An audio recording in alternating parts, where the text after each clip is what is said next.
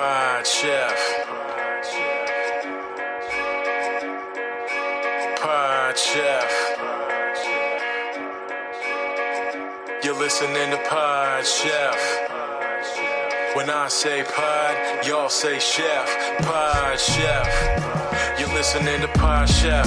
That's a podcast about Top Chef, and that's a broadcast. It's on TV, and you can watch it. They got 22 seasons, that's a lot, kid. But you can skip those. We do recaps about the whole show, talking food, yo, and some other stuff. Yeah.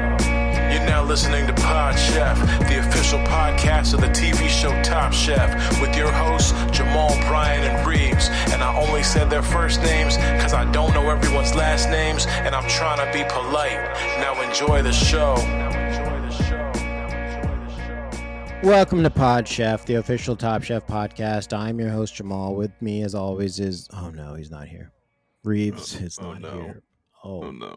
Okay, Brian... Would you like to do that second part then? I'll just do I get bumped up?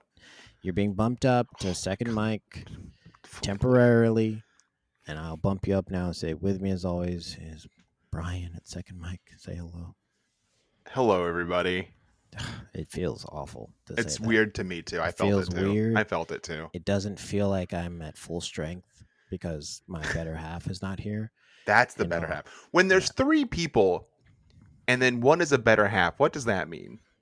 That means this is a triangle, but two sides are equal, if you know what I'm saying. Isosceles. Can you make the triangle into that?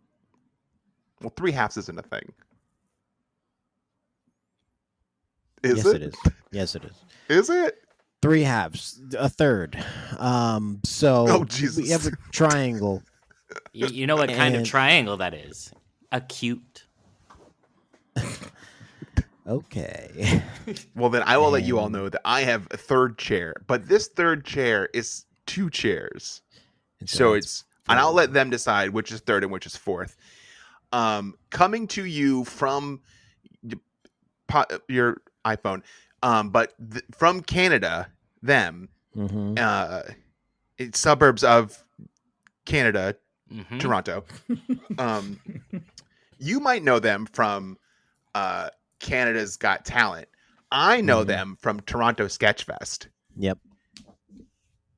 Their names are Carson and Taylor, or as they prefer to be called, Carson ampersand Taylor. And I invited them today because they are magicians. And cooking's kind of like magic.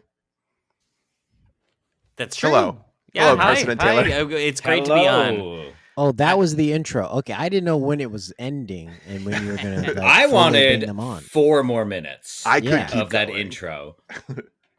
Just deepen into this. I want to figure out the seat thing. And let's talk about it. Yeah, because politics. Third or fourth seat is fine, but I'm kind of gunning for that second seat. Oh, he will give you second seat. I'll tell you this right now, Brian. Get up, move chair. He's often auditioned other seats while I'm here. People to fill my spot. Please, Carson, come sit next to me on second chair. Love it. Seat. Thank you so much. I just want to be in the audience. You know, I just want to have a beautiful seat, front row and center. I'll go get another chair if you want to be second chair. You know, let's be 2A, 2B. 2A, 2B, Brian. You stay in your third seat. That's where you're comfortable. It feels better for the butt indent is there for me. It's perfect. I'm going to fight the urge to I do have a Hank Hill restart. butt. Not much of an imprint there. If you've seen, it's not very big. Which we'll we all fight the have. urge to have you restart the podcast so we can do the intro again with my 2A, 2B. We're just going to assume that right now going forward. Yeah, I will make that edit.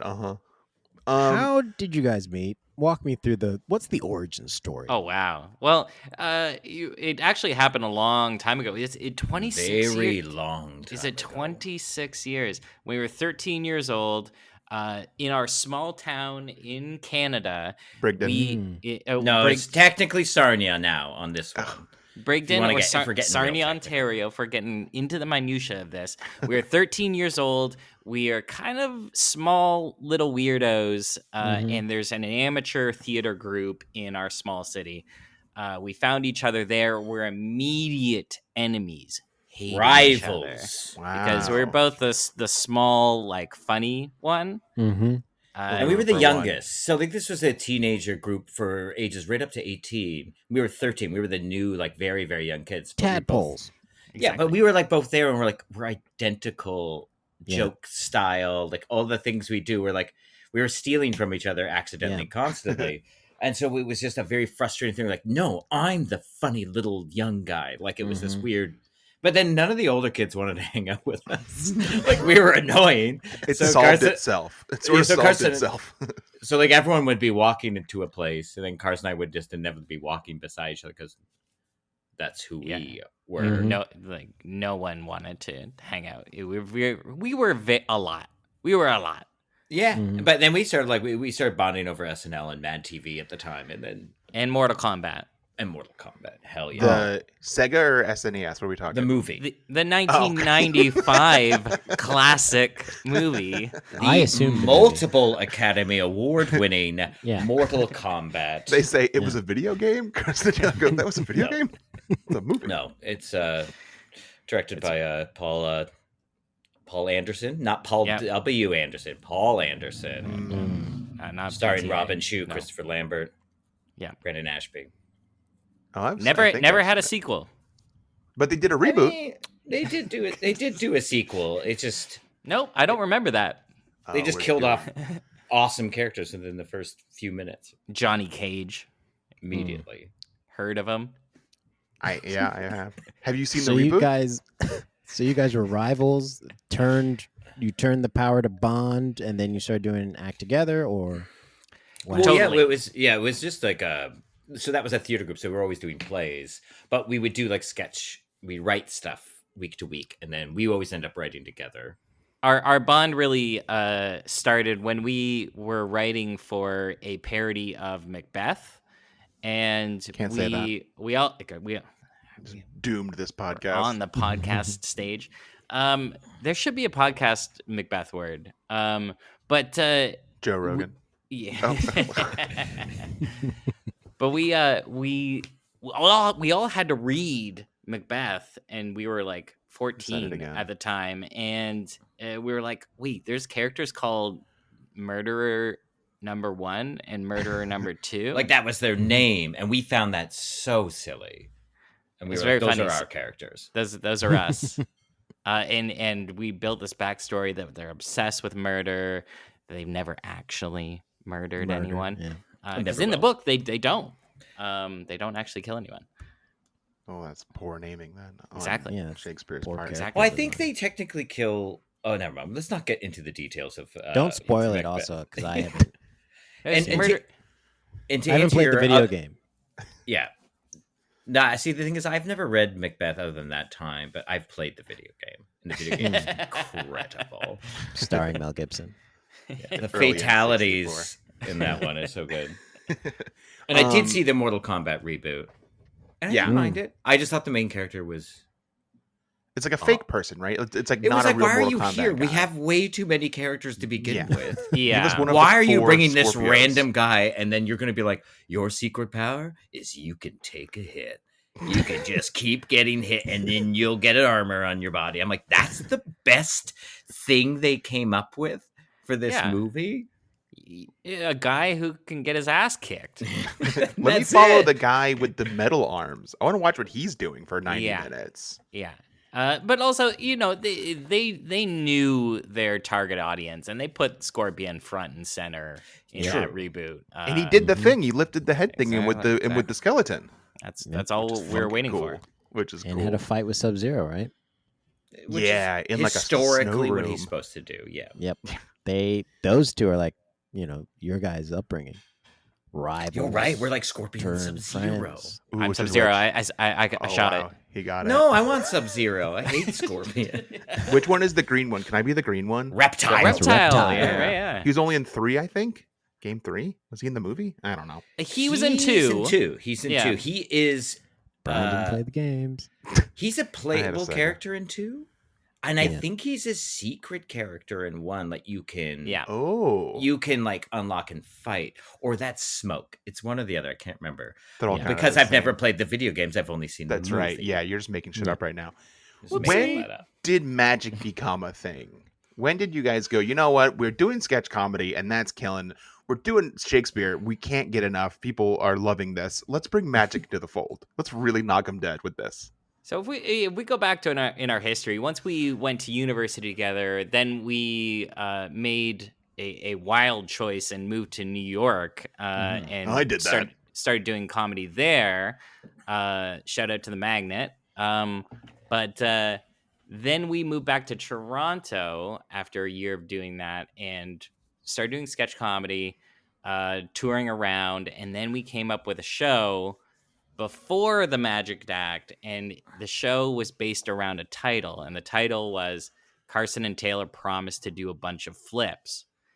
And it would be we just love the idea of that poster. Yeah, of someone having to read all those words and like now you know the entire show, and that's a great promo. And in every sketch, we would have to do some sort of flip in some way. And we actually went to adult gymnastics.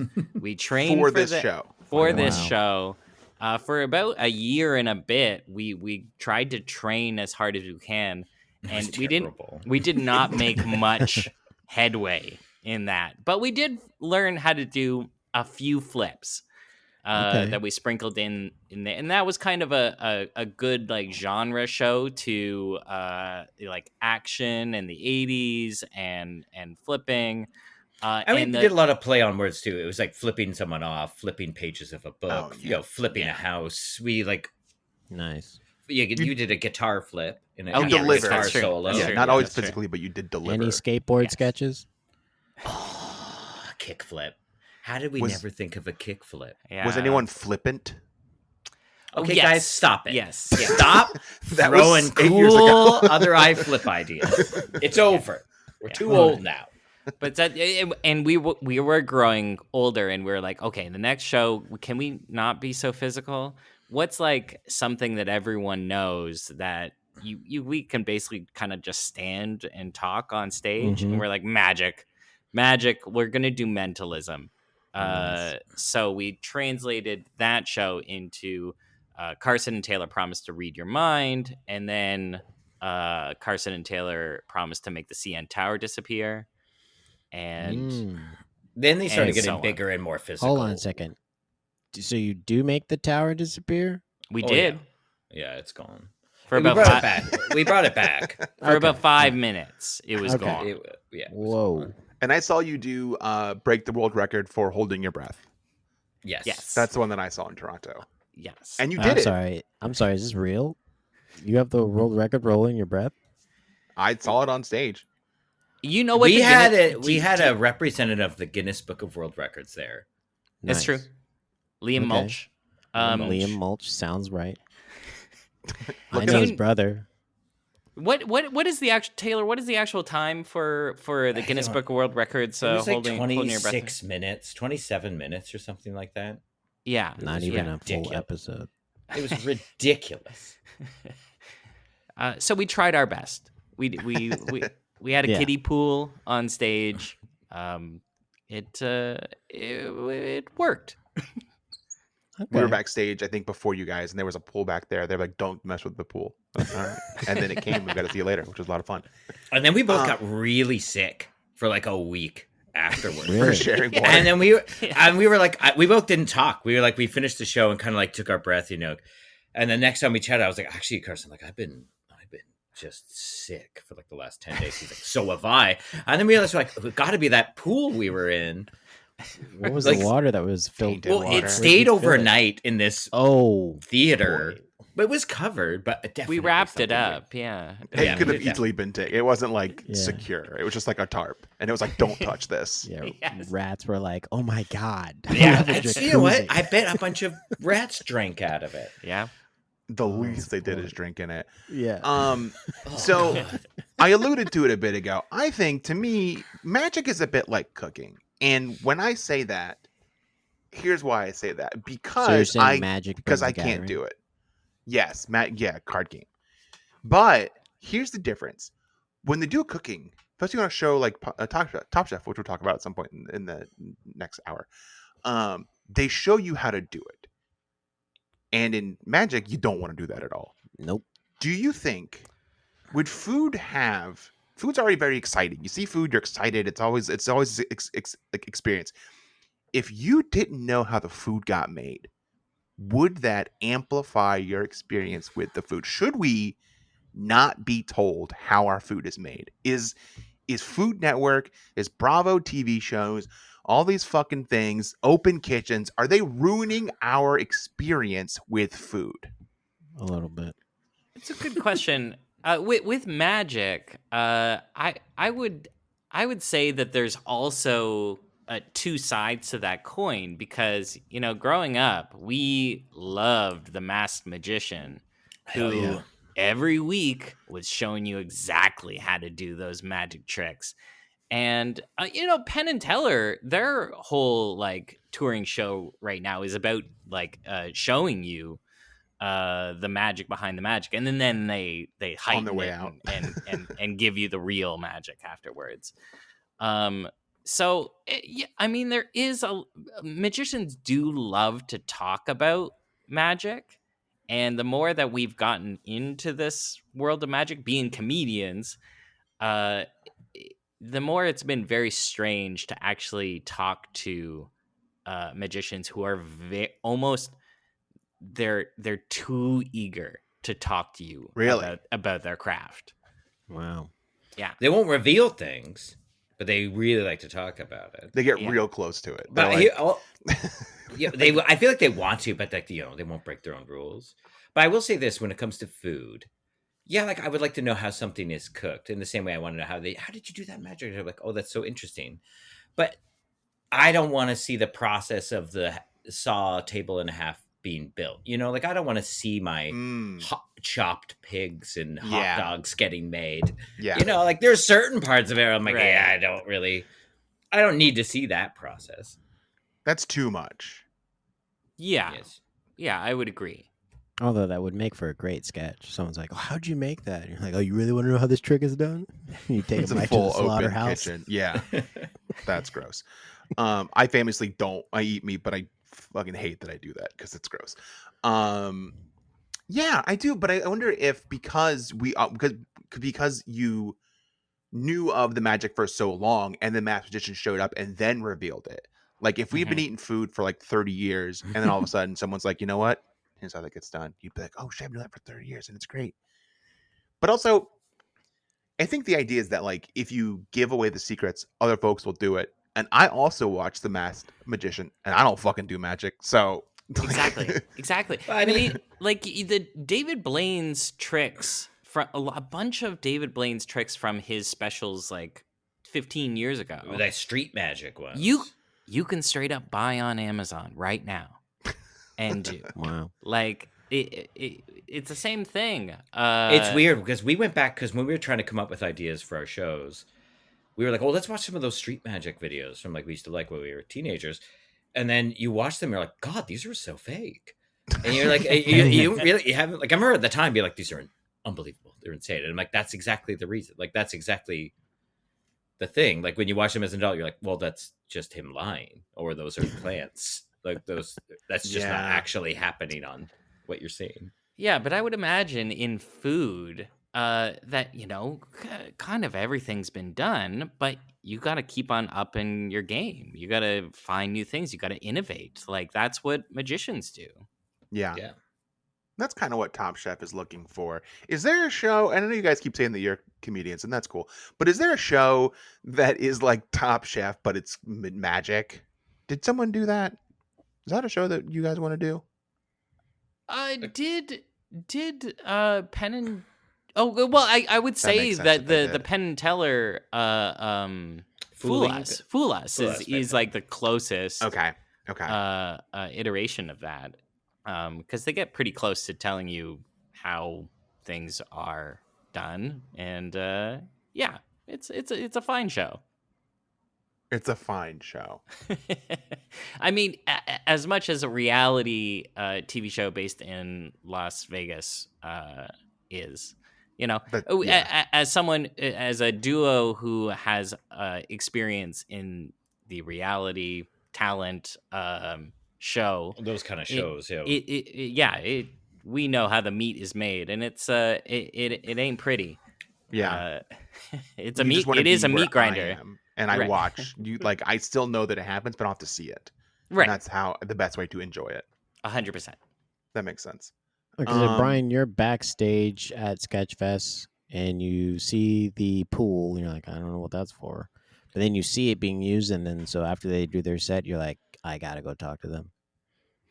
I think he threw up in surprise and shock because of the wonder he witnessed. Once I got over the absolute mind fuck that was watching Carson and Taylor beat the record, the Guinness record, I talked to Carson first after we slandered their national anthem for 5 minutes in a final thing, and then we got to know each other.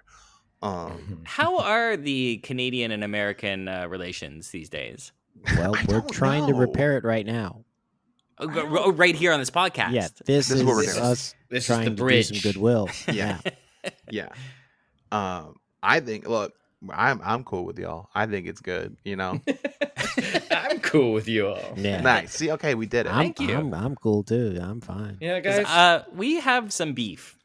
Oh shit. Okay. Well, do we have beef, or does like the football coach and like the math teacher have beef? Like, I don't know if we specifically have beef. That's true. I don't know if, and this is not on you two specifically, but America in general, and your current administration. But I don't know that people in America actually understand how much America is dead to us up here. And I'm not even joking. It helps. I got to see it firsthand. I was in Toronto, like right around when this was going on, and I went to a Maple Leafs game, and it was fully just like they booed the anthem, and the lady next to me was like, I'm sorry that we booed your anthem, and I was like, no, it's cool, we've earned it, like you guys can do all that you want to. But everyone I've talked to has said that we've also brought you guys together as a country. We've like made you stronger. You changed our election results. That's like, straight up. We were on headed our way, right? Beeline to a conservative. Yes. And then this stuff all went down with him saying like, "Oh, you're going to be the 51st state," and then we were all like, "We don't want to be a state." And then the guy who was like in the lead was not really like pushing back against it hard. He didn't come out against it, and then he just tanked so hard. I've never seen anything politically like this happen in Canada, to great surprise and wonder. But yeah, it has changed a lot.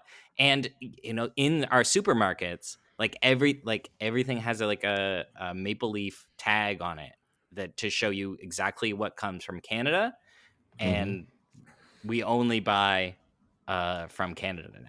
I don't think that's in the stores. I'm a hardcore tariff. Bring me the. What is there something that's American that you can't live without? That you are like, you know what, I can't. Like how I'm not supposed to eat Chick-fil-A. As a ally of the LGBTQIA plus community, I'm not supposed to eat Chick-fil-A. It's so fucking good. Sure. I would. You know what? For me, it's media content. Okay. Yeah. I would say everyone's like, cancel your subscription to this, and I was like, good. You mean my shows? I'm not losing though. Okay. But most artists are, you would think that like a lot of the media you do consume is, it's not far right? The people who are on stage aren't. The people who make the money are. Yeah. Well, exactly. see, I use a lot of AI to make my like Trump fantasies come true. And that's my own thing. And you guys can't judge me for that. Yeah. Because this is my journey. And if I want to make AI porn with Trump in them, you can. I can, and I will. And it's our right. It's my right. It'll be my right as a 51st state citizen. Yeah, sorry for that. All right, talking about food that's in the grocery store list. move on to a segment we do every week where it's called Chef's I Prepared for You. This is where we talk about what we had for dinner last night and only last night, and we present it as if we're presenting it to the judges on Top Chef. There will be a winner at the end that we will choose because, as we've just discussed, voting is dead in America. We don't have to vote anymore in America. So, it's done. I will go first. Chef's I procured for you. Love it. Wong Gonzalez is the place that I went to, and I had a bunch of tacos. I had Szechuan beef tacos, I had barbecue pork tacos, and I had tangy shrimp tacos from a Chinese Mexican fusion restaurant in Richmond, Virginia. My alma mater. I wish that Reaves was here. Reaves' lovely wife Jenny went to the same school as me in Richmond, Virginia, so we like to bond over. We went to VCU, and Reaves hates it, so I would really give Reaves a hard time right now. Juan Gonzalez is a fun name for a restaurant. Yep. I thought it was a joke at first when it was initially said, "Hey, why don't we go to Juan Gonzalez?" And I was like, Where do you really want to eat?" And they're like, no, it's very good. Let's go. And I was like, all right, let's go. And it's a real place, and it is very good. You're pretty far down in the bottom there at this point. I'm looking at the map, and I'm just reliving my college years. Mm-hmm. You're pretty much in the Shaco Slip area here, Shaco Bottom, Richmond. You go up a little bit, the Fan, that's where I went. That's where VCU's in like the Fan. I lived on Monument Avenue for a little while. Really taking me back here. So you got Szechuan beef. Out of the three, you got Szechuan beef, barbecue pork, tangy shrimp. Yeah. 1 to 3. 4 tacos in total. I got 2 beef tacos. And then so is that number 1? Yeah. Beef 1. What's 2? The barbecue pork. And then the shrimp were last because the shrimp were small. They were small boys, and they weren't fresh. Oh, they were frozen shrimp? Mm-hmm. Were they fried? No. They looked like they were sauteed. They curled up. What was the tang? It was so it's funny that you asked that because it was a very spicy salsa they put on top. That was more spicy than the Szechuan spice that they put on the beef tacos. How much did these tacos cost? Good question. $17.99 before tariffs and tax. American? Yeah. $18 for 4 tacos isn't bad in America. That's pretty good. It's called their taco flight. That'd be like, how much would that be for us? $18 American? 30? Like 20, 30? 25, 27? Yeah. That'd be like 30. Woo. Oh, no. Before tip. Woo. It works. Well, yeah. Well, you guys don't tip in Canada, right? No, you. Yeah, we tip. And you should tip when you're here. I'm guessing you didn't while you were here. Oh, you did? Yeah, I think I did. There's a problem anytime I travel with Brian. Brian ruins the reputation. Doesn't tip. My people. I tell it to everyone. My people are known to tip everywhere we go. So when I go out with Brian, I'm always trying to tell Brian, you have to tip because my people always tip everywhere we go. Everyone knows that black people tip very well. So you have to tip when we're out. And Brian is like, I refuse. I'm not tipping for this. Yeah. Brian's the kind of guy who, I guess, puts his hand into the jar and takes money out of the tip jar. I'm making change. Yeah. Oh, I love y'all's change though. I love the little loonies and toonies. I love a quarter that's $1. That's a lot of fun to me. Those would have been great tips. Those would have been great tips to all of the different workers you went to. It would have been a perfect little tip for them because you're not using them. I think what I did is I was like, I paid for my food and I was like, oh, you guys don't tip here, right? Like, actually, and then walk out the door before they could answer me. Wow. Any you guys don't tip, right? And then you just give them the finger and knock their payment machine out of their hand. Chant USA in their face. So I blame a certain thing for this, and it's stores like Subway that I blame because now they're asking me for a tip, and I know I've done my research. That tip ain't going to the person that just made my sandwich. No, not at all. So what are we doing here? Okay, what was the research you did? Was Subway, it a Facebook comment, Carson? No, it wasn't. When you tip, or if you tip at Subway, it goes to the owner or it goes to the company. Wait. It goes to. It does not get tipped out to the workers. It goes not at any point. No. The guy that's in jail. Is that where the money is going at Subway? Straight to Jared. We're not paying for it. Yeah. Follow the money. It's Jared, right? Yeah. So Jared. He's the owner. What are the chances you think that he's gained all that weight back in jail? Pretty good, right? I hope he's ripped. I assume in jail he's just been at the gym. He's just every like day. full tatted or on his face. Yeah. Like He had to super pick a ripped. side. Yeah. So. He's tunneling out. He's like, I'm gonna get my kingdom back. No, I think they sent him to Venezuela. Yeah. Did they actually? They could if they wanted to. He could be a listener. You don't know. You know what? Yeah. I apologize then. And the first day out, he in the yard, he picked the biggest guy that he saw, and he stuffed a foot long down his throat. Yeah. He said, "You guys don't understand. You're locked in here with me. You're gonna eat your foot long." Okay. Last question. Any sides? Any drinks? Margaritas? Chips and salsa? Anything like that? I had there was chips and guac, but I also had a old fashioned. This is before the show, so you got. And then I went for the show. Well, this was like 4 hours before the show, and then went and walked around Richmond afterwards. Nice. How was the old fashioned? Oh, if I could tell you just how old fashioned it was. It's as old fashioned as my tipping technique, which I'm trying to bring back, which is tipping with cash. So I make sure it actually goes to the person I want to get the tip. Dusty. I've asked that before. I've said, like, do you get the tip? I've said that. Yeah. You know what? And that's not taboo to ask. I think I've worked in hospitality for like the last 12 years. So if someone was like, do you get the tip? I'm like, hell yeah, give me that. Like fucking give me that money. Okay. Give me that. Chefs, last night I prepared for you peanut butter jelly sandwich on what the fuck's that guy's name? The bread, the like, and it's Mr. called Wonder? No. It's the guy that killed somebody and is in jail. Now he makes bread. Killer Mike's bread. Killer Mike's bread. The Killer white Dave's. Dave's Killer Bread. Dave's Killer Bread. I think he did kill someone and he's in jail. I don't know why he's making bread. So are we in this situation where the judges hearing your pitch?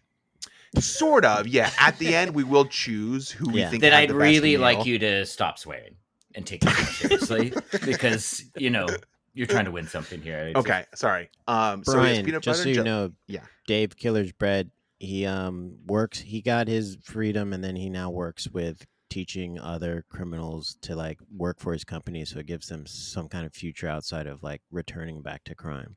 But did he kill someone? I don't think he killed someone. Mislabeled. I think he robbed someone. And then killed them. Yeah. That's good. Recidivism sucks. America's real bad for that. So I appreciate your hard work, Dave. You make a pretty good bread too. It's 2 slices of that with some chunky Jif peanut butter. And I went real lowbrow and I got the Welch's in the squeeze tube grape jelly to really just do it up big. Wow. Wow. And it was fantastic. And here's one thing I do. I refuse to eat a PB&J on a plate. I have to do it on a paper towel. I don't know why. I can't eat it on a plate. Refuse? Like, it feels weird. Someone ever offered you a plate and you said no? If I'm making it, I've got to put it on a paper towel, and that's my plate. I can't waste a plate on a PB&J. I don't know why. Chef, I have a question. Yes. Are you okay? No, he's not. No. But here's I also follow-up question. Do you need plates? Is this just because you don't have plates? I got plates. I've been to his place. He needs plates. 0 plates. Just so many paper towels. In his you fellas need some plates? And just ripping paper towels. Follow-up question. Was this also over the sink? Oh, no, I did sit down. I did take it and sat down. I did. I have eaten food over the sink though. Yeah. That's all I had. That's just a nice homely meal of peanut butter and jelly. There's nothing else. You didn't have a side, nothing, no chips, nothing. No, nothing to drink. Nope. I had some leftover lo mein for lunch, and then my lovely wife was at a concert, so I made a PB&J and I read a book. Okay.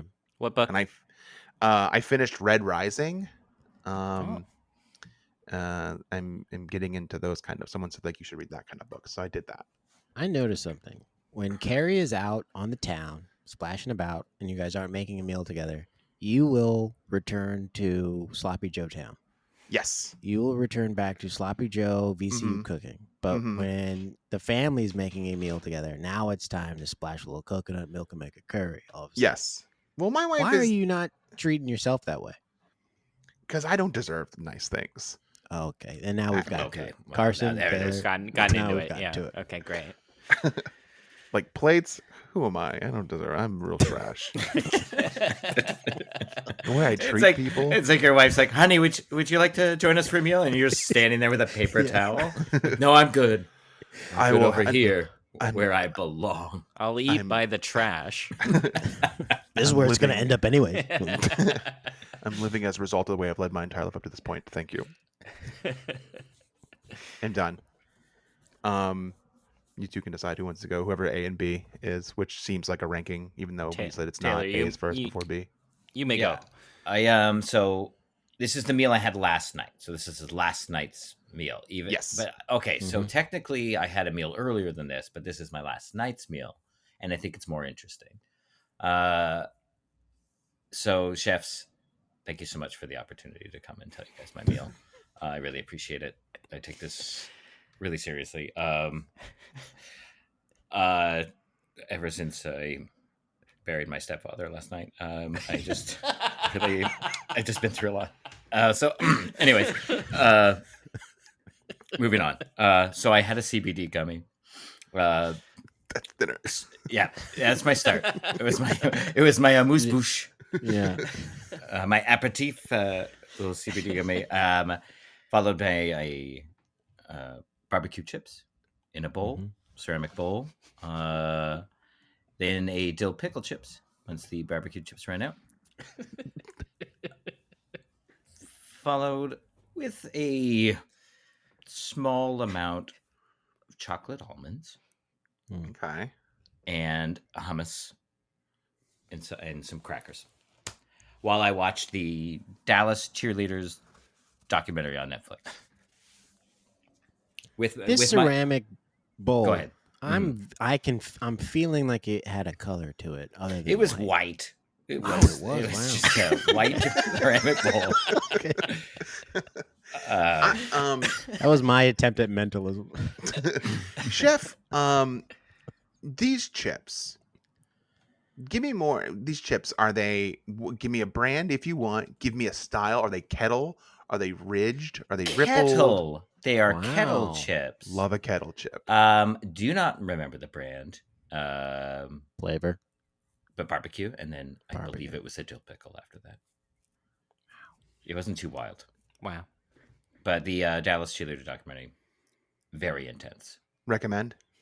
Yeah, but it was, well, my fiance had seen it before. And she was like, I was like, we just wanted to watch something light. And I was like, oh, I haven't seen it. And she's like, do you want to watch the first episode and see how you like it? And I was like, okay. Started the first episode. It's one of those things, as soon as it ended, I was like, more. Like, I want, I want to know. I want to know who made the team. Yeah, so it sucks you in. It's a good one. Hummus. Flavor, roasted red pepper. Okay, what is this? Garlic. What are you, a detective? Give me a break. It was, it had black things in it. I can't remember. That it was sounds like little might have been peppered. Bad. No. How long had it been sitting out? I listen. Taylor, those are bugs. I went and visited. Those are bugs. I visited home last week. I left it out to let it mature, which is what you do with hummus. You leave the lid off. You leave it on the ground in sun. You ate bugs. You ate bugs. You did say you ate chips with these hummus? It was just like crackers. There was some crackers. Okay. Little round guys. Little salted round guys. Okay. Like a Ritz, sort of? Those are like buttery, sort of. Like, no, not a Ritz. It was like those, kind of the Breton-like ones. Listen, guys, this isn't my best meal, okay? Buried my stepdad yesterday. Buried him. And this is what I'm dealing with. This is all I had. I think everything you're facing, that was great. Thank you. All right, chefs. I'm going to be honest with you all, and I really shit the bed on last night's meal. Because I also came back from burying my stepdad. What's happening in Canada? Okay, no, but actually, my day got out of whack yesterday. I played a late softball game, had lunch after that, which was at 2:30, but it was a burger lunch, and then I didn't feel hungry for normal times of dinner. Then I got playing Mario Kart World, humble brag. Okay, Switch 2 owner here. Yep, and then it was 10. It was 10 p.m. and I hadn't eaten dinner. So I had one of my patented weird dinners where I also had crackers and hummus. Okay. and then I had nachos and salsa. And then I ripped off pieces of a rotisserie chicken and just ate it clean. Cold. Yep.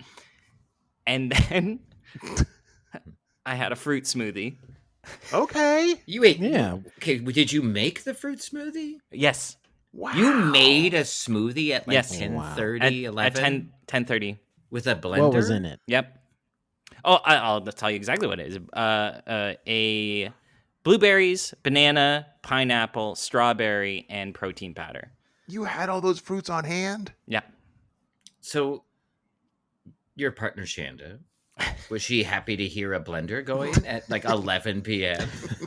to make your smoothie? I told her I had a craving for a smoothie after I ate hummus and crackers and salsa and chips and rotisserie chicken.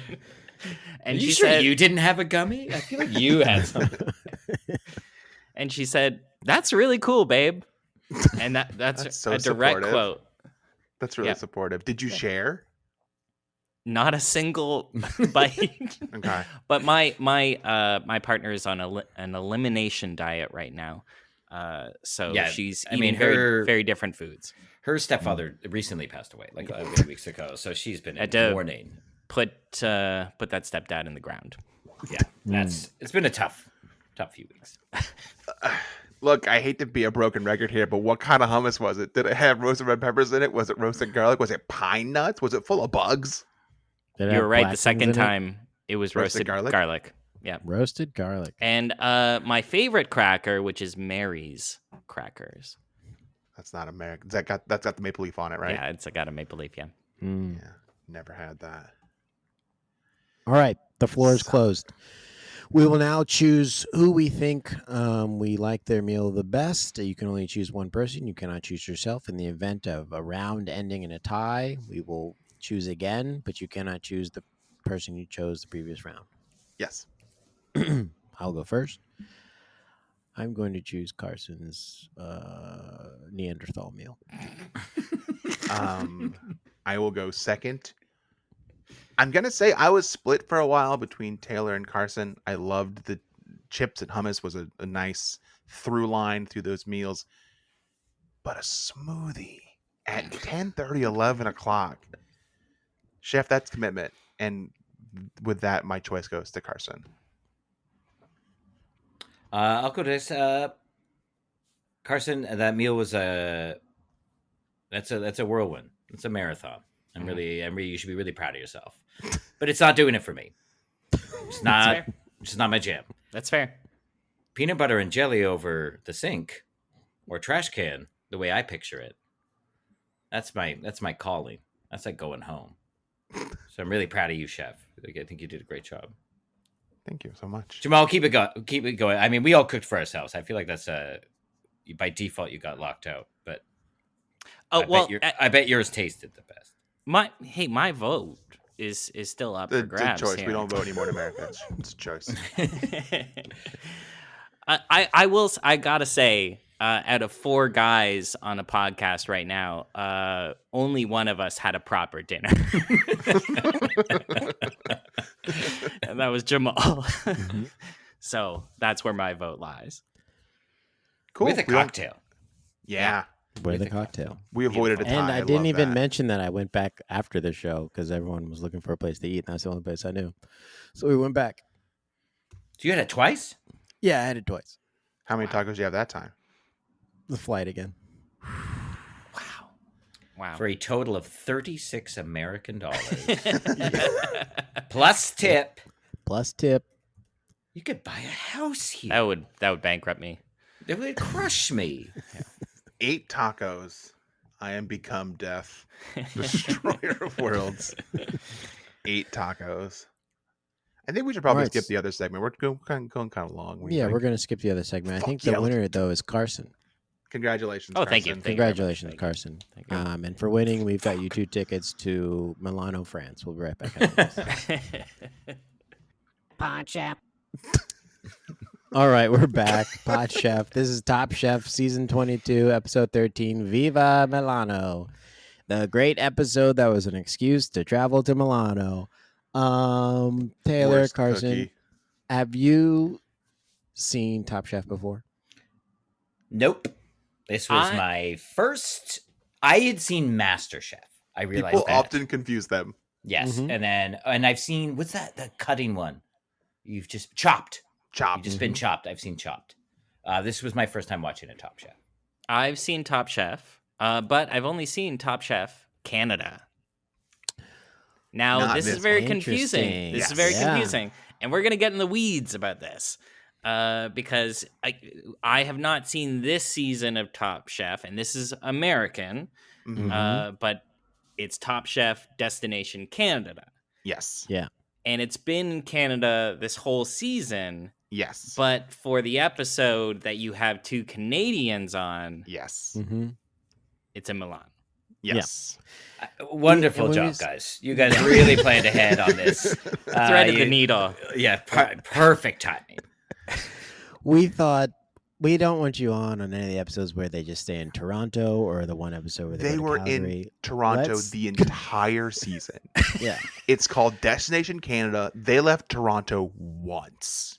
Yeah. Wow. Right? So we thought. Where do they shoot it in Toronto?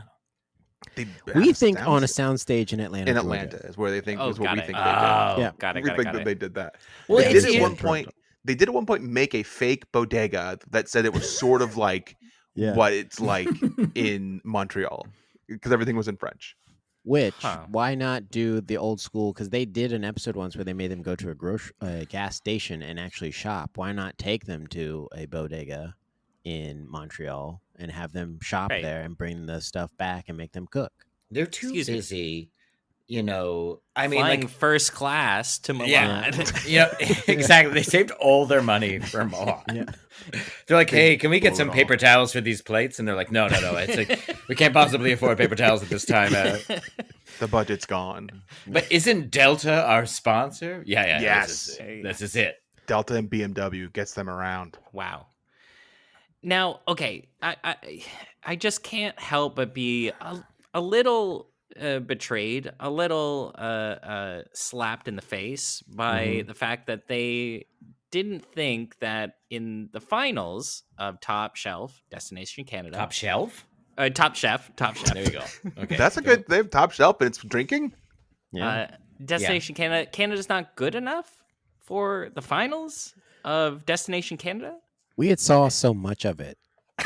In Toronto. We saw beautiful Toronto. So much of Toronto. I think they mentioned Vancouver. I think they mentioned Ottawa, and they're like, "Nah." In the episode before this, Tom says he's never been to Montreal. But didn't they go? No, they made a fake store. No. He's never been. He says he must have done something outside of Montreal, and he was told to never come back. That's why I think there's warrants. There's active warrants now. Insane. I also I got to put this on you, Brian and Jamal. But I noticed that this was the penultimate episode and not the finale. Yeah, because they kept saying you guys are going to make it to the final. I'm like, well, clearly that's in this episode because we're on the pod and we got to be here to help discuss the finale. And so who do you have for your finale? Are you allowed to talk about that? Well, hold on. Before Brian answers that, because he's going to answer that because he did the scheduling for this one. Brian could have chosen any episode to ask you to come on, and he chose this one. Oh, the Italy one. The Italy one. Yeah, the Italy one. Yeah, great. Yeah, we love it. Listen, as much as we know Tom Colicchio on a first name basis, Tomcat, he didn't tell me, look, our Is Top Chef the same amount of episodes every season? Yeah, probably. Yes. Could I have done the math and figured out which episode was going to be the final? Probably. Did I know they were going to be in Italy for the last few episodes? I sure did. Did I think about that when I gave you guys dates? I did not. Nope. The next guest we have booked for next week is nobody. Do you want to come back? Yeah. You actually have nobody? Wow. Yeah, we don't. Looks like we're doing a double episode, Taylor. Yeah, we gotta get in this finale back to back. Well, I mean, Italy again. Toronto is Canada's the Italy of North America, and Toronto is the Italy of Canada. Yeah, and but Montreal's the Milan, and 100%. I don't know anything about Milan or Montreal. They were in. Where were they 2 weeks ago, Jamal? They were in a beautiful. Calgary. Place. Were they in Calgary? It's Calgary? Beautiful. Mountains. Yeah, they're in Calgary. Beautiful. It could be Calgary, maybe Banff. Probably Banff. They spent one day there. It's gorgeous. I think it was Banff. Yeah, they were not in Vancouver. They had not mentioned any. I was on the lookout for listening to them going to other places. The only time they mentioned any place was we're going to Calgary next week. I got a big news flash, but Canada's pretty big. It's big. And there's a lot to see and a lot to do. And also, there's not a lot to see and to do. But there's certainly 20 things to see. Yeah. Not just Toronto. But you would definitely be running out of things after 20. I think I really 100%. We only need 14. We have 14 episodes. We only need, I mean, really, before they do the finale, if they're not going to do it in Canada, you need 12 things. Yeah. I would love to see where that came from, where the producers were like, get this, on Destination Canada for the finale. They're like, where are we going? We're going to the Arctic. We're going to go to Halifax. We're going to go. So we're going to be like, no, we're going to Italy. And they're like, so Top Chef, America's Top Chef, Destination Canada, Italy. Going to, it's just like, I don't know how they got there. I don't know where they got there. I just think that they were like, Delta said we could fly anywhere for free. 100%. And where do you guys want to go? Yes. And hang out. What place is 100% better than Canada? Yeah. What place is 100% more Instagrammable than Canada? Because I go check their Instagrams and I'm like, this is just looking like a vacation excuse at this point. Yeah. I mean, did they go to the Big Apple? In Canada? Yeah. Do you know about this? No. Yeah, we have a Big Apple. Wake up. Okay, so do we. It's pretty big too. But is it actually an apple? At the side of a road, and you can go inside and buy apple pies in a Big Apple? Where is that God, in it's Canada? food related too. What is wrong with... How close is that to Toronto or Montreal? It's the only places I've ever been. It doesn't need to be close. They have the money to travel to Milan. They can go find the Big Apple. Also, there's one highway in Canada. You'd find it. It's a 40-minute drive. On that one highway. Yeah, exactly. I've been on that. They could have had a baking challenge. We'll shit on the season a little more, then we'll get into it. Sure. We love the show. We're really huge supporters. I'll say this was a good episode. I will say that this was a good episode. I will say that they've had celebrities this season. None of them have been Canadian. They had a guy. They had a guy from Mission Impossible, not Canadian. They had Tom Cruise. No. Who was it? Did you see the most recent? Yeah, I saw the most recent. They had Tarzan come on. Tarzan. Yeah. Not Canadian. Tarzan, the animated character. No, his middle name is Tarzan. He goes by Tarzan. His middle name Taylor, is have you seen the new one? Of what? The new Mission Impossible. No. Oh, okay. All right. He was in the last one. I don't think I've seen the last two, to be honest. He had like 7 lines in this one. I heard it's very small. I literally said that like 2 weeks ago. I said he's had like 9 lines this whole movie. I don't know why he was brought onto this show. And in the finale, 2 people make the ultimate sacrifice to defuse a bomb and let it go off and kill them. And he is there, and he's like, "Yeah, I'll stay with you guys too, I guess." Yeah. You just met him, so who cares if he's doing it? He's from New Orleans. They also had Punky Johnson on the show, who's a comedian, also from New Orleans, not from Canada at all. I don't know what they were doing. And then the cherry on top of this whole thing, they go to Italy. Who do they hang out with? American Paralympics. Right. Not Canadian Paralympics. Yes. American Destination Paralympics. Canada. Yeah. American Olympians. It's more like Final Destination Canada. Right? At no point in time in this season did they even bring in, like, I would have loved a crossover episode of contestants from Top Chef Canada coming on and, like, challenging a quickfire. And you got to beat. That'd be Top so Chef cool. Canada. Yeah. That'd have been awesome. Now, I was pitching that Bret Hart comes on the show. Oh, yeah. Yeah, probably not the best. I don't know how like fun he would be to be. Oh, he is the best. Or his best. Or best will be though. So that's where you're wrong though. Actually, He is one of our five, like one of our five celebrities that we have up here. We don't have many. What I mean, there's so many people that are like have been in America for so long that they're pretty much American now. But we don't really have like, claim them so much. Not really. Like if you talk to Mike Myers, like he's like, I'm a new American. Is how he like Celine Dion's claimed because you can't escape that accent, right? Like she always sounds foreign. So she's like us, but even though she's lived there forever. I would say Ryan Reynolds. Yeah, he's very proudly Canadian. Is a guy that and Jay Baruchel do a lot for Canada and Canadian media. We had Monique Moses, a friend of the show, was on last week. Also dropped Jay Baruchel. Mm-hmm. Friend of the pod. I'd love. Can we get Jay Baruchel on the show? He's great. Yeah, I'll send him a message on Instagram, see if he responds. He's around. Well, either way, this is the best episode of Top Chef I've ever seen. Good. I'm glad that we could do that for you. 100% the best. It's riveting. Well, this was actually a good episode because they did start good. with a very contentious quickfire challenge because making risotto on Top Chef has sent so many people home. And so for them to start a challenge where everyone has to make a risotto, to me, I was like, oh, they really want to get rid of someone. They really want someone to do bad so that in the elimination, they can take that into account and be like, well, you may have made good food in the elimination, but that risotto sucks, so goodbye. Well, they flat out said they're not taking this risotto into account. Right. Yeah, but if you win, you're going to get a 15 Gs. Oh, 15 Gs. I got to say, it's insane to me that 50% of them in a risotto challenge chose not to make risotto. Thank you. Or use rice. Thank you. I think they were trying to since in Top Chef making risotto, we call it risotto on the show, is so bad that these two people were like, I'm going to fucking beat the system. I'm not going to use rice. Yeah. And they're like, look how fucking smart I am. And then Tom's like, you fucking rice? It's rice.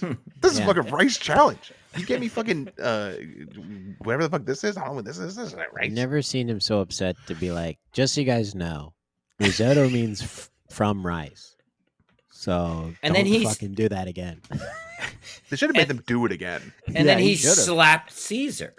Yeah. It's a crazy episode. Yeah. He slapped him, and they tried to stop him, but he wouldn't stop. Yeah. And Caesar just totally showed his belly to Tom, which I would do too. Tom's total 100%, alpha. 100%.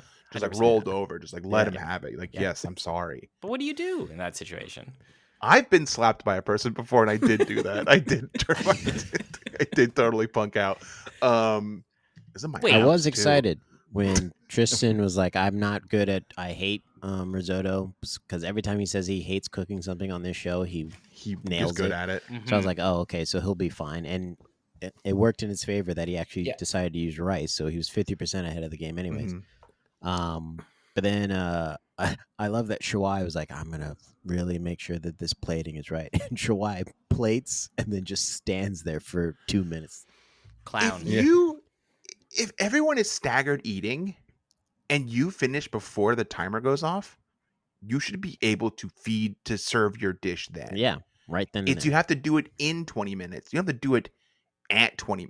That's dumb. That was a stupid, let him serve it right then. That's a weird rule, yeah. Because, I mean, working in restaurants, if your food's ready, it's coming to you. There's no reason someone's going to hold it and be like, nah, that's far too... Mind you, that's not true, though. I have had moments where, food's too ready too quick. I'm like, people won't trust this. If it comes out now, they're not going to trust that this was made properly. Yeah. Because you made it way too fast. People have to wait a little bit, but not in this situation where you're literally looking at the guy. You watched him do it, yeah. Like, but that's like I've had it where like someone's like, we punched in an order. Like, so someone punched in, they want a burger. Someone else cancels their burger. They just finished a burger. I'm like, well, I'll take that burger, but I can't give it to them right now because it's 30 seconds after they ordered it, and they'll be like, what the hell? Are we be cool with that? Are we going to just gloss over the fact that Brian mentioned that he got slapped in the face? Yes, and I want to go back to that. And then then he showed his belly. I was young. I was a teenager, and this person was a little older than me. He was the owner of Subway. What's his name? He's back. I knew where this was going. It's horrible origin story. Yeah, it was pretty embarrassing. I am not a fighter. I learned I've been in one fight, and it was not that one. I'm not considering that a fight. But why did he slap you?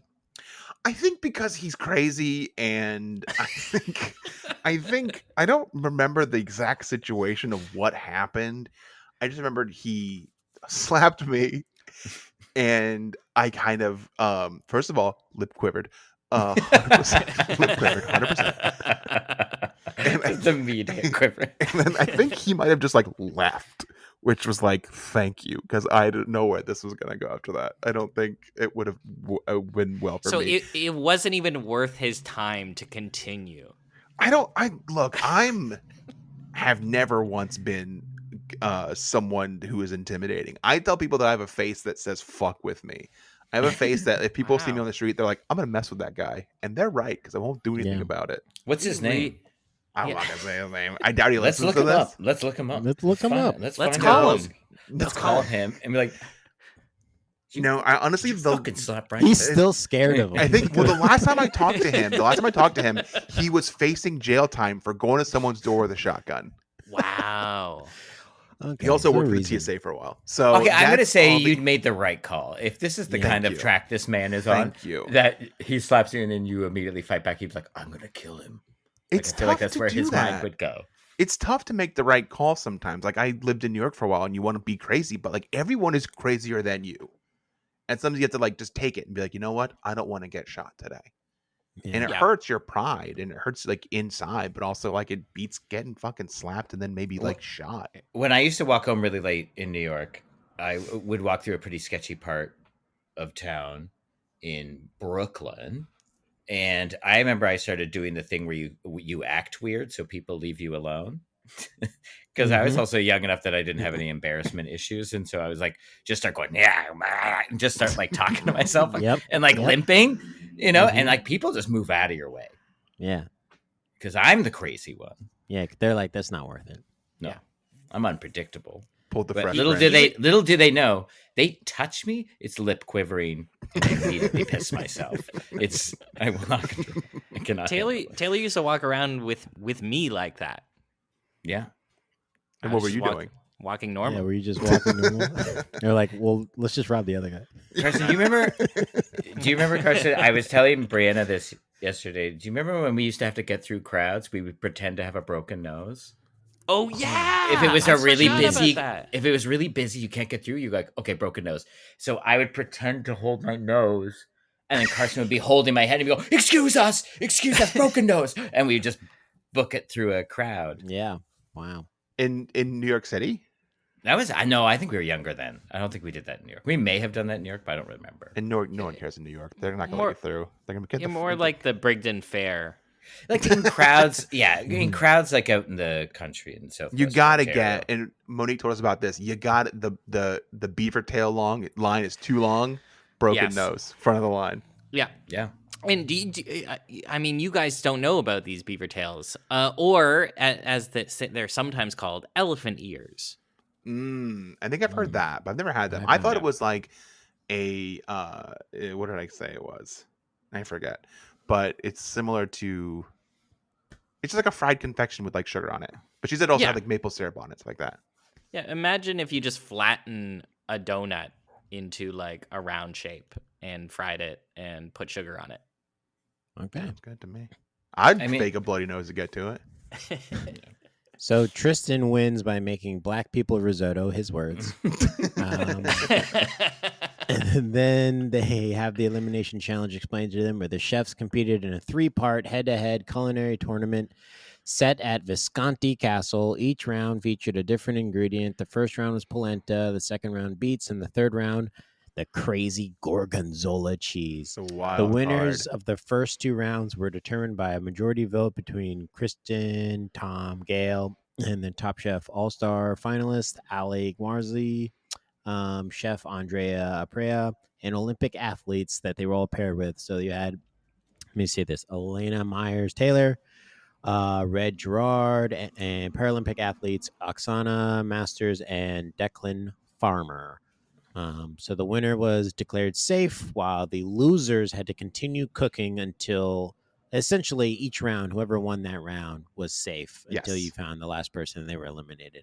And a lot of the chefs, especially Shuai and Tristan, were like, I'm not trying to get to round 3. No one wants to get the cheese round. Yeah. Mm-hmm. So this was cool. This was a good elimination challenge. I liked this. Every season kind of does something like this. They'll do like a voting thing. I liked watching them and the Olympians going shopping.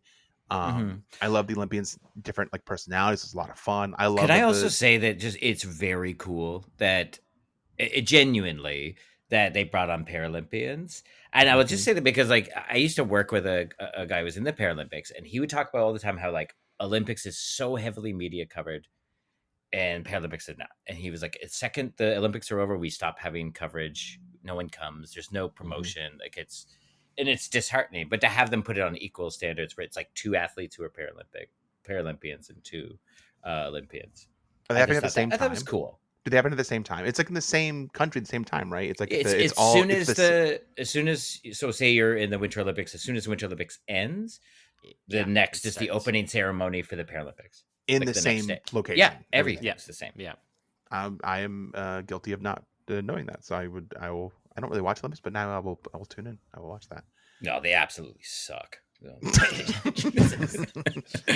There's a few cool Olympic games, and mostly, I like that red guy who was the snowboarder. That dude was a snowboarder. You could tell through and through. Oh yeah, fucking snowboarder. Yeah. Very dude. Yes, huge dude. Yeah, big dude energy. Yeah. They're called winter surfers, right? Is that a thing? I don't know. We're not athletes. We're comedians. It sounds like Marvel. Winter Surfer's like a Marvel guy I'd watch. Yeah. Actually, it's probably it's just Winter Soldier, but high. That's what I'm thinking. That's Winter why it sounds Surfer. cool to me. Yeah. He's turned his arm into a bomb. Oh hell yeah! Fucking yeah, dude. So one point in time in this episode, they're all like fucking high and they got superpowers. Fuck, dude, that'd be crazy. One point in time in this episode, Shuai says, "When is Top Chef China coming?" Right before it goes to commercial break. Yeah, I think when they were talking about gorgonzola after being having conversations with the Olympians. Can I ask you two some questions about the season? Because now we're down to 4 people, and I got to know these people pretty well in this one episode. But I want to know some context and how you guys feel about them, because as soon as Tristan came on, I was like, "Oh, this is my boy. This guy. That's this guy knows." my feeling too. Yeah. Right. Yeah, because he's on my team. Got it. My fantasy team. I'm not doing a black thing. He's on my fantasy team. But that too. But that's that also too. But we weren't going to fight you. We were like, yeah, we got it. We understand. Yeah. We can like, yes, I understand. But yeah, I also didn't know if how you guys do you were feel about doing their bits. progression throughout the season? Well, Tristan has been pretty steady the entire season. Tristan been killing has it. the most points. Yeah. He's won the most elimination challenges. I think he's also won the most quick fires, perhaps, as well. So he's been pretty solid the entire season. He's gotten a lot of money, because they'd say when it added money to his bank or his wallet there, I was like, oh, so shit, he's won a bunch of stuff. Yeah, he's been killing it this whole season. And Bailey has 0. Yeah, so Bailey went home episode like 4. 2. Two. Oh, really? Two. To bury her dad? Her stepfather died. This is. I don't know if you guys are doing a bit or not, but Tristan's stepdad did pass away this season. That's what I was doing. He says it. It's the first line he said, and I remember when I was watching, I went, "Oh Jesus!" Okay, so we got emotional story point right there, and then it was never brought up again, and I was like, "Are we gonna talk about it?" We've dealt with it. It happened when he was on the show. He got a phone call that it happened, and he did the whole like my mom told me he'd want me to cook, so he like did it, and then of course won that challenge. Ooh, yeah, like how could he not win? It's literally like it's there. Like if he doesn't win, it's going to be very weird and awkward. Mm-hmm. Sure. I think the one person. So like Bailey went home. Yeah, Bailey went home week 2 in Last Chance Kitchen, fought her way back, came back on the show week 5, has been here since. Mm-hmm. What's Last Chance? So it's basically double elimination. You get eliminated once, you have one last chance to beat another chef who was eliminated the week prior in Last Chance Kitchen. And if you beat them, you move on to the next episode of Last Chance Kitchen. You got to like win 3 times to come back. And so she made it back, and now she top made it back. 3. Yeah. Yeah. Oh, damn. So it does Cesar made seem, it back too. Oh, wow. So it does seem Bailey is like very hot and cold about whether or not the judges like her stuff. Sometimes she hits it out of the park, sometimes not. Because this elimination challenge was very interesting to me because I would say overall, Bailey probably didn't do the best or better than Cesar. But she did win the Gorgonzola challenge. Mm-hmm. Yeah. It looked good. I thought that cheesy polenta thing looked great. But no one voted for her on that dish. On the second round. The second round, right? dish. Yeah.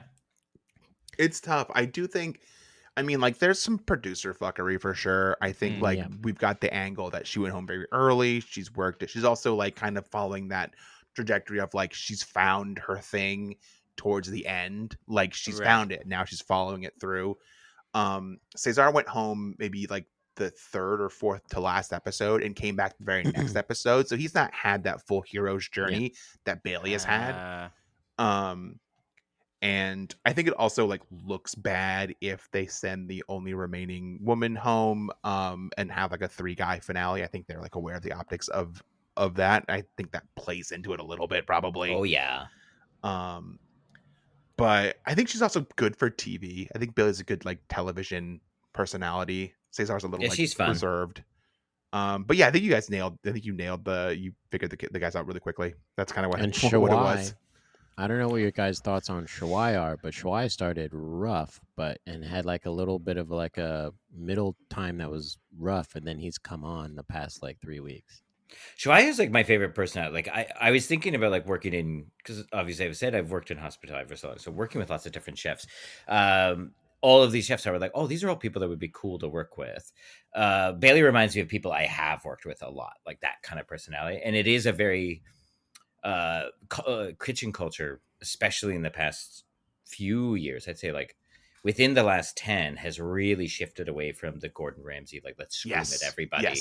Anger, like, you know, gets results. It's so much more positive and more teamwork, and it's a lot more like positive encouragement and like and reinforcement, and it's really great, and I like it. And I could see that with all of these people. I was like, oh, you all probably work in healthy kitchens. Has Top Chef changed over the seasons in that regard? Yes. Yeah. If you go back, so this is season 22. If you go back 15, 16 and back maybe, it's definitely more reality TV. It's like fighting. They're in the same hotel. They're in the same house. They're fighting in the house. There's like bullying. There's one episode where someone like shaves someone's head, gets sent home. There is like alpha people who are like aggressive in the kitchen, and it's kind of happens like when the whole thing happened, when like that whole shift happened. Top Chef like made the shift too. They also made a shift from, they used to be very focused on like French cuisine, Italian cuisine. That's the best food. And at some point they were like, oh no, we have to like take in other cultures into consideration and like not just say one needs to be like classically trained. Like Canada. Right. Yeah. Bring it in. Do you think the producers miss it though? They were like, "You guys want to fight a little bit?" I think they've been talking shit about it. Yeah. You see that knife? Yeah. Do you guys want to smoke inside? Just try to a lot of smoking inside back in the day. I think they miss it because they do let slip in some of the commentary. Like in this episode at the elimination, they're like, "She already tried that; it didn't work. Don't make it again." Like that's now the controversy instead of like seeing them actually fight or have an argument. Like no throwing frying pans. Yeah. And Kristen, Kristen, the host, is like the new host. She's only been hosting for 2 seasons. She was a contestant. Previously, the host was Padma Lakshmi, who was a little harder. Kristen is like a total softie pushover. She's crying the entire finale. The last 30 minutes, she's like crying. Super nice person. And so the vibe is like totally different. I think Tom is like struggling with that. I think Tom still wants to be, I've been doing this for 40 years. You got to listen to me. I know best. But I think he can't present that because that looks like shit now. And I think he's aware of that. She seems genuine. Like those tears seem genuine. Her shirts always seem like they're missing shirts. It's very little. At least in this episode, it was always like down the middle, like ripped off. Yeah. It's just like a blazer. And then like, but they can't afford it. They got all these trips to Italy. Yeah. They said I was tearing up at the end of the episode. Like I don't even know these people. And I was like, oh my God, it's really getting to me. That's good TV. I also cried. Yeah, I cried a lot. I didn't tear up. Mine were heavy sobs. tears. Drops. Right. Yeah. Yep. Not a competition. So but, let's go through the Taylor rounds wins. real fast. So the first round, Tristan makes a sauce that's so spicy that it chokes himself up. It chokes and then everyone. And then he serves it, and it chokes everyone else up. They were like, "What pepper is this?" That's my favorite. I think he described like Italian long hots. He's like, it was this long kind of pepper. And if it's Italian long hots, those things fuck you up. Yeah. That's just too hot. I can't handle spicy. That's too spicy for me. So Shwai ends up winning round 1 with polenta with his 5-spice roast duck with creamy polenta. Then we go to round 2. Well, and Cesar did a dessert for the first one. He did like ice cream with polenta cake, which they didn't like. It looked amazing. Bailey did just like plain polenta with mushrooms, I think, something like that. Some sort of like polenta mushroom thing. They also, Gail says, yeah, go ahead. Oh, can we also touch upon the point that Bailey made a polenta and then was like, oh, what are you going to do for the second round? I'll try another polenta. Just because that worked. Keep at right? it. Don't, you mean shit. Yeah, her like final round, she's like, I went home with this. I like this meal. I'm going home. Fuck it. I'm doing my shit. Yeah. Wow. It almost seems, so the second round almost seems unfair. For her? So, you just make like that get same dish? Yeah, you just get another shot at it. Yeah. You don't like that polenta? How about this polenta? I would make pizza every time. I would just be making. I'm like, and the toppings are the topping you asked for. So you're welcome. On top. There's beets on this one. Taylor, you want to talk to us through this risotto pizza you made? I threw some rice on pizza. Top of... So it does have rice. So you beat Shwai. It's not the worst by default. It's also made with rice dough, so that's good. Second round, Tristan wins by making basically a medley of beets with smoked beef with brisket, glazed beets, smoked beet puree, beet pizziki, and pork belly. And which was like cooked in beet juice. Yeah, well, and he also deep fried it afterwards because he didn't have the grill. I think looked very tasty. It looked amazing. Yeah, it's pretty. I'm a big fan of beets. This is a lot of fun. This was his dish that he was like, I have to win this round because I have nothing for Gorgonzola. Oh, God, nothing for Gorgonzola. He was like, I'm going to have to pull something out of my ass for Gorgonzola, which may have been good TV. If the producer's like, don't pick Tristan. We want to see him sweat. I think, honestly, TV producers said, give me Bailey versus Cesar. I think it's like Shwai and Tristan are 1 and 2, and then Bailey and like Cesar are like, who is 3? And Shwai and Tristan have never been eliminated. Correct. This season? Okay. Correct. Nope. Okay. But both Bailey and Cesar have both been in Last Chance Kitchen and came back from Last Chance Kitchen. So this was like almost like a championship. You got it. You can't take 2 people who've gone home to the finals. You can't. That's fair. Last chance. Yes. Yeah. This is the round that Bailey got no votes. she did cry. That is sad. I would feel like crap if I got no votes. That would be tough to come back from. Not even your Olympian. Yeah. No. That you spent an afternoon with. Your own Olympian was like, nah, sorry, dog. I thought of that. I was like, oh, you have one guaranteed vote because your Olympian's going to vote for you. No. So I do want to comment that if you guys ever do feel like you want to go see what Tom Colicchio's like on his alternate show, Last Chance Kitchen, where he runs things, you will see a completely different personality because he's so happy that he just gets to do whatever he wants to do in that show. He's off the leash. So he's like, he almost in like the first couple episodes of each season when people are going home, he's like, we'll see you at Last Chance Kitchen. I can't wait.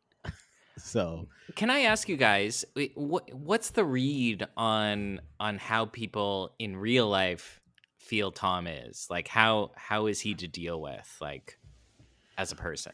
Well, I met him at his restaurant in New York City. Wow. And he pretended he didn't know me. I told him I host a podcast that he told me to do, and he big timed me in front of people. And he was like, I gotta go. Sure. Took a picture with me. He's short. Took a picture. Brian leaned in with his head. Tom leaned out. So it was like Brian's in love and Tom's not. Tom gave me the like arm, didn't touch my shoulder, just hovered over my shoulder. But then just slapped you across the face before he left. In front of my wife, even. And that was really bad. He was like, you know, I could take her if I wanted. He just said that. He was playing Drake in the background. He was like, if I look, dude, I can just walk out. And you said right yes, chef. Just showed him my belly, lifted my shirt up. I think Tom is actually respected in the cooking world. I don't think anyone's ever like, oh God, he's such an asshole. He's hard to work with. I think he's pretty respected. I think he's like a step below, you know, those Thomas Kellers who he has a problem with of like telling people something they're doing wrong in a mean way. I think he's probably tells people in a kitchen, you know, stop doing that in a much more polite way in comparison, but constructive. I haven't heard any. Nothing's come out saying that he's like a jerk or anything. Except for that one time with you. Oh yeah, well he told me not to fucking tell anyone. It was gonna kill me and my whole family, so no one knows about that. Except for now, don't tell anyone. Okay, he knows where Absolutely I live. Absolutely not. No. I think he's kind of like on his he's kind of on he's kind of like just what the fuck I'm trying to say. He's like home run, slowly crossing the bases right now. He loves fishing. He's all about like taking fishing. He lives in Long Island now. Just kind of does his own thing. I think this is his only job. I mean, he owns restaurants, but he's like, I do whatever I want, kind of thing. Yeah, and he is probably so rich. Yeah. Yes. Yeah. The hustle's over. Over. Yeah. So round 3, Gorgonzola. I'm not sure why you're so aggressive with me then. Like, why is he so mad? You're rich. Like, you're fine. Why'd you hit me with my wife? This guy's asking me for a picture talking about the podcast. He's not supposed to talk to me. Slap me. Open hand slap me in my face. Did you not see the do-rag I was wearing? So Bailey is saved with her polenta gratinata with bruleed gorgonzola and eliminated Cesar's butternut squash casserole with gorgonzola sauce and sage pesto. Which, so let's hear. Cesar stole from his chef de cuisine. He cried about it. I noticed that. I would have said like, oh, inspired by a recipe, but no, straight up stole a recipe. To us, he said, it's my chef de cuisine's recipe. To the judges, he said, a nod to my chef de cuisine, and he cried while he said it. And he said, like, or I wouldn't have be here if it wasn't for them. Because I stole and that chef is screaming at the TV, going like, "You're damn right! You're damn right!" And that living in squalor, living in squalor. No, and working triples. Yeah, while Cesar's out. Caesar's away. Cesar. This is interesting because we had someone named Vincenzo who's on the season as well, and every episode he was like, "Oh, we make this back at where did he work? Nomad." He's like, "We make this at Nomad." Every episode he was making something from the restaurant Nomad and calling it out. And so it was like, do you make anything yourself? That's outside of the restaurant? I think that's weird. I think you shouldn't make someone else's meal for this. Yeah, I don't think you should steal jokes either. Just so everyone knows. Steal what? Don't steal jokes. This is the equivalent of stealing jokes. Oh, yeah. Don't pull freaking Carlos Mencia and be like, I can take it best I can. Yeah. Carlos Mencia writes his jokes. He's an incredible comedian. Accusing him of theft. I'm sorry. All right, Cesar is eliminated. Oh yeah, we got to. I don't know if we want to play it or not. Is it long? We'll play it and stop it. Okay.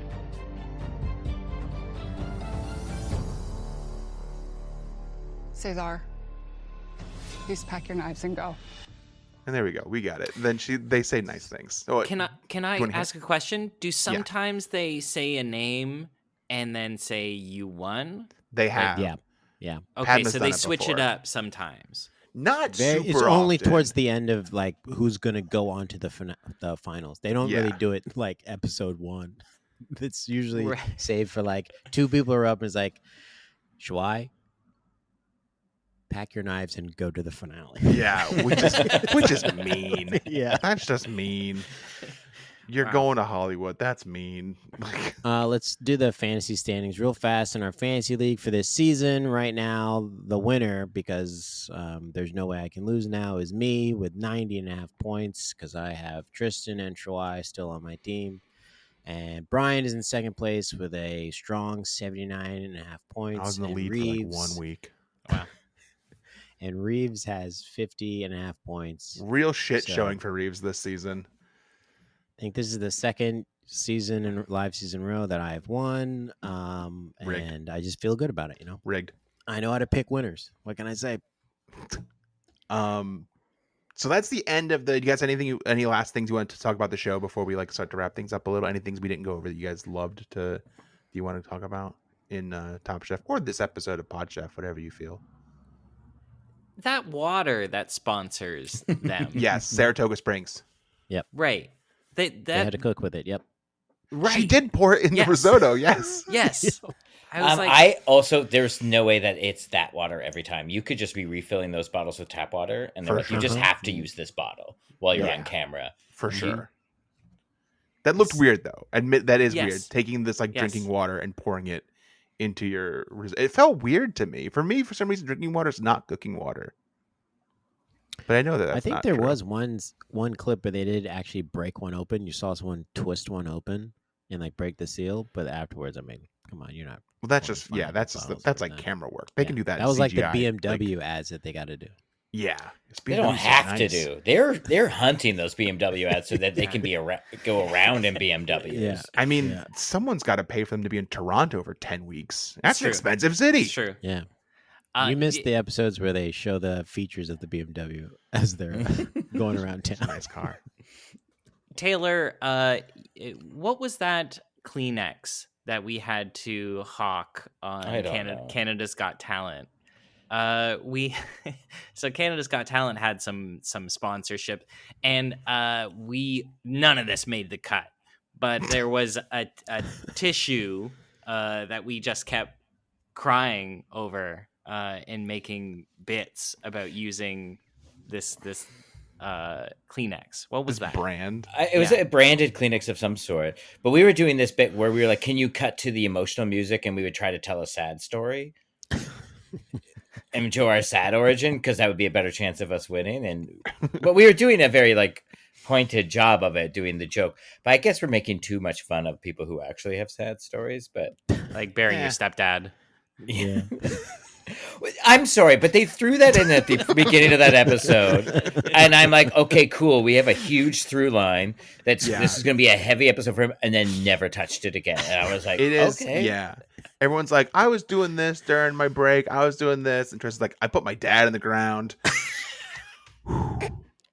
And then he's all smiles, having the time of his life afterwards. I was like, I thought this would be a much bigger deal. He's had time to process. And he had his chip dinner already. He's already had his chip dinner, which is what we all do. The 7 stages of grief. Stage 1, eat chips for dinner. Mm-hmm. Stage 2, crackers and hummus. Yeah. Mm-hmm. Stage 3, win Top Chef. Destination Canada. And then step 4, peanut butter and jelly over a trash can. Yeah. Chunky. Any cool you guys want to plug anything or tell people where to go? I'll put some links in the description. Or do you guys want to talk about any this is your time. Yeah, well, Carson, you're playing Mario Kart World. Do you want to promote that? If anyone wants my Switch 2 ID number, is it still numbers? I think so. God damn it! Yeah, it's the same code. I'll send you the code so you can put it in the description. Okay. Of the just make a username. Why do I have a code still, Nintendo? Come on. Yeah, just add me. I mean, friends. And like, guys, buy the game. Buy the game. Like, like this is a decent sized company, and they're coming up, and help them out. Just support Super Mario Kart. You can drive anywhere. You can drive anywhere. That's the whole. But I just want to race. You can race. What does that cost in Canada? It's $500 US. What's that? Oh my God! You do not even want to know how expensive it is. How much is it here, Taylor? I'll tell you off camera. Why? Because it is an embarrassing amount. You don't want to brag to everyone that you have Switch 2 money, Switch 2 Canada money. Listen, we've been on Canada's Got Talent. And you sold the napkins. Yeah, and we were booted. And guess what? That show doesn't exist anymore because it got canceled. Looks like they fucked up. Yeah. Do you guys have any like dates? Do you have any festivals coming up? We do have a show. We're just working that out right now, but we don't have any of the details of it. Maybe, but we will be. We will do a stretch of shows at Toronto's Second City in the fall. So we're taking summer to regroup, prepare more magic, and then we'll hit it again at Toronto's Second City. Nice. Well, thanks for coming on. You guys were a total blast. Thank you for watching the Top Chef show. If you've never seen it, Carson's seen it a few times. Thank you for having us. I also had to buy my episode, and you said you'd send me money. Yeah, let me know. What is so Canadian? That's gonna be what, like $100 Canadian? Oh, it was that Switch 2 money he was just talking about. I think it might. But that's gonna be like a quarter of American dollars. Yeah, I do love that. I do love when it's like, this is how much? $35? Oh, that's like $4. Here you go. Fine. Exactly. I actually didn't have to buy it. I illegally streamed it, which I do not promote. Perfect. But I also buy art. I also have the name of that website. It works wonders. We'll put it in the description. We'll send you it for the description of the podcast. Okay, okay. We'll but it's hard in Canada to get a lot of American shows. Sometimes it's hard to find streamers because things are different. You don't have all the same shows on Netflix or whatever, right? Yes, it's like different stuff. Exactly. Yeah. You have some stuff though. You guys had like Breaking Bad on Netflix way before we had that. That's true. Remember, like traveling, you guys had that shit. Does that VPN trick not work in Canada? Yeah, you can. I don't like breaking the law. Okay. Yeah, you admitted to breaking. I don't want to get like 30 seconds ago. We different. love I didn't hear anything. So I was at my nephew's school, and we were watching a recital of my nieces. And then I was like, I can't sign in, like, because everything's blocked because we were inside this school, and I was trying to use my phone. He was like, just change your VPN like this, and I'm watching him do it. I'm like, and the only thing I could think of, I was like, oh, this kid watches so much porn. Like, this kid's definitely shit. This kid's like had it all locked away. He's like, yeah, he can go on any site, and I'm like, oh, you figured, and it just seemed like he figured this out years ago. Yeah, this has been it was never a hurdle. They grew up with it. Yeah, it's not like a hurdle for them. I think schools make a block and they go, okay, that's set in place, so no one will get around it ever. We don't have to check that again. Yeah, don't update it forever. Most of the kids are like, well, we figured a way around it, dude. So kids are smart. Let's just say it. Kids are smart. We'll send those porn links. Let us know what you're into. Well. Send the link. Also, what your search terms are. And we got lots. Nice. We'll send you guys those sick Canadian ones. This is gonna be such a bio for the episode. Do you guys are you into Mountie porn? There is some serious Mountie porn. Poutine is not what you think it is. I'll watch anything once. Because it's spelt different. Oh, it is? Okay. 2 O's, not the U. Great, gross. And T-E-E-N. Yeah, that's where we're going. All right. Thanks for having us.